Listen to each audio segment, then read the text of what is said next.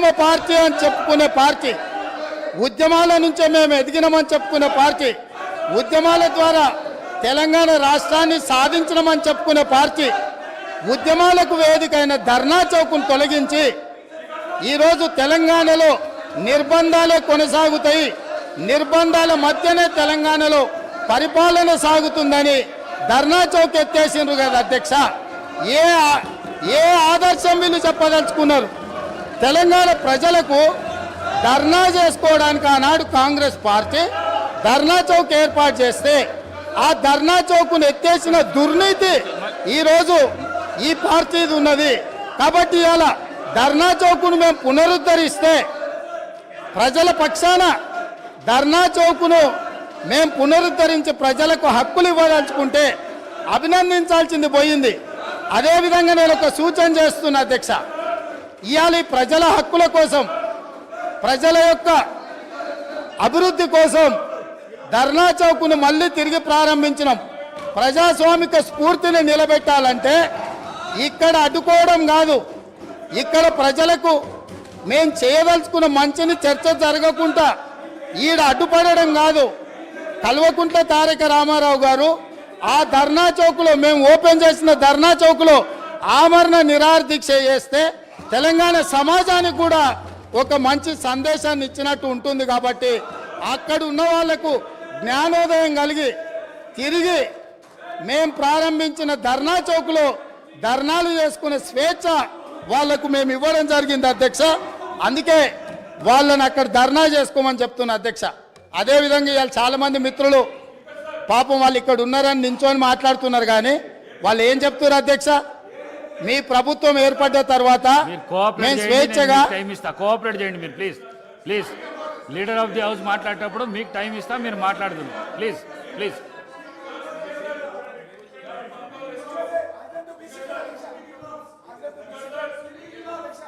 Speaker sir, చాలామంది సభ్యులు కొత్తగా ఎన్నికైన వాళ్ళు కలిసి అన్న ఈ ప్రభుత్వం వచ్చిన తర్వాత, ఫలితాలు వచ్చిన తర్వాత మాకు స్వేచ్ఛ వచ్చింది, మేము స్వేచ్ఛగా మా ఫోన్లలో మాట్లాడుకోగలుగుతున్నాము. అంతకుముందు ప్రభుత్వంలో ఉన్న ఫేస్ టైంలోనో ఇతర ఇతర ఇతర యాప్స్లలో మేము మాట్లాడుకునే పరిస్థితి ఉంది. ఇవాళ మాకు స్వేచ్ఛ వచ్చిందని చెప్తున్నారు. సో వాళ్ళు ఈ విషయాలన్నిటిని కూడా పరిగణలోకి తీసుకుంటే వాళ్ళకు ఏం జరిగిందో, మార్పు వచ్చింది ఏందో కూడా వాళ్ళకు అర్థమవుతుంది అధ్యక్ష. అదేవిధంగా అధ్యక్ష,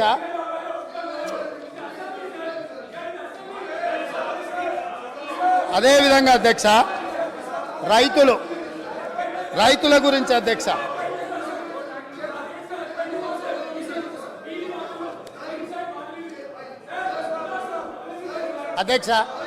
పదే పదే రాష్ట్ర ప్రభుత్వము, రైతు ప్రభుత్వము, రైతును రాజును చేసినామని మాట్లాడుతుంటుంది అధ్యక్ష.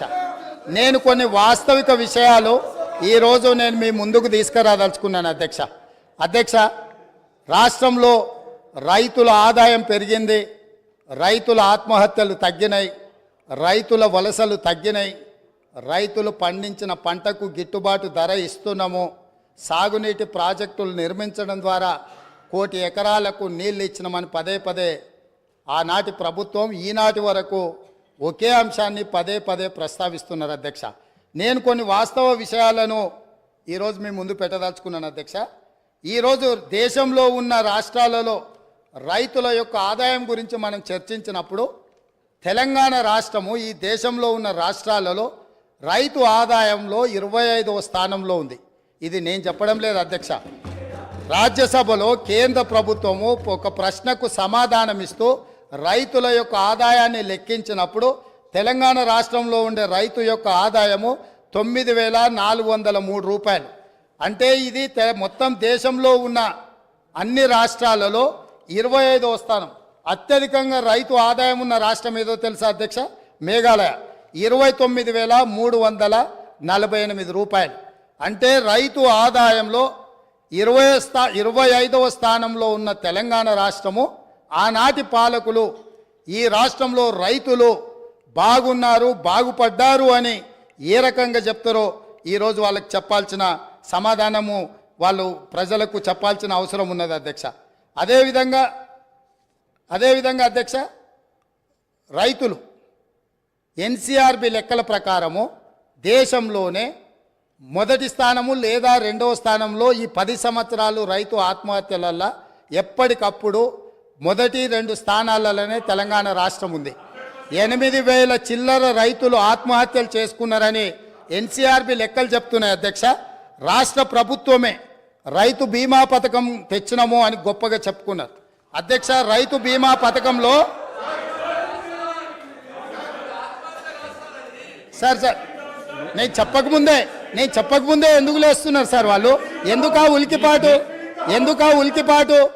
సార్? ఎందుకా ఉలికిపాటు? రాష్ట్ర ప్రభుత్వం తీసుకొచ్చిన రైతు బీమా పథకానికి సంబంధించిన నివేదిక 2018 ఆగస్టు నెలలో ప్రారంభించిన రైతు బీమా పథకంలో అర్హులు ఎవరో తెలుసా అధ్యక్ష? 18 సంవత్సరాలు నిండిన వాళ్ళు, 60 సంవత్సరాల లోపట ఉన్నవాళ్ళు. ఎంతమంది రైతులు చచ్చిపోయినారో తెలుసా అధ్యక్ష? వీళ్ళ లెక్కల ప్రకారము నెంబర్ ఆఫ్ క్లెయిమ్స్ వచ్చేసి, నెంబర్ ఆఫ్ డెత్స్ వచ్చేసి 1,21,965. ఇప్పటి వరకు వాళ్ళకు వచ్చింది 1,19,081.